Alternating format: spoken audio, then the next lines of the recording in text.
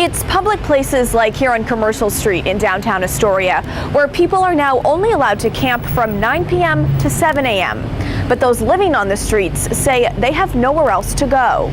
This doesn't help nothing. There are places to go in the daytime. There's really no place to go at night. I don't feel like it's a good idea for the city and or anywhere to say you can't be someplace if there's no designated place for someone to be. Last week, the city of Astoria passed an ordinance which allows camping on public property between the hours of 9 p.m. and 7 a.m. People can use sleeping bags, small tents, and tarps, but can't take up more than 50 feet of space. Ozark ORAC runs Lifeboat Services, one of the only organizations helping those experiencing homelessness in the city. It really sucks, you know. In my opinion, it's inhumane. You know, they're just moving people along, displacing people so they can be where?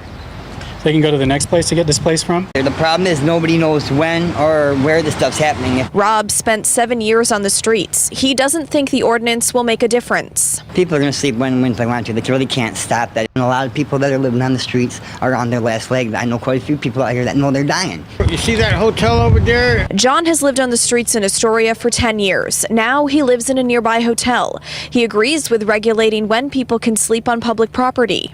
I think there have to be some limits. There needs to be a place where they can congregate, and usually that's in one of several public parks. Sometimes it's quality of life issues, behavioral type of things, public intoxication. The police department gets numerous calls every day from residents and local business owners complaining about those living on the streets. I think that the ordinance will give us another tool to address some of the camping issues. However, it's not a permanent solution. Some of these groups of unhoused peoples have made our residents and visitors and business owners feel unsafe, and that's unacceptable. Mayor Bruce Jones hopes the ordinance will help both residents and the homeless. It's helping the people who are screaming about the fact that they can see homeless people. There's arguments on both sides, and I understand why folks who are advocates for the unhoused would not want any ordinances that place any restrictions whatsoever on camping on public places. But from the perspective of the residents of our community, of our visitors, and our business owners, it's unacceptable to have people allowed to simply camp out for long periods of time.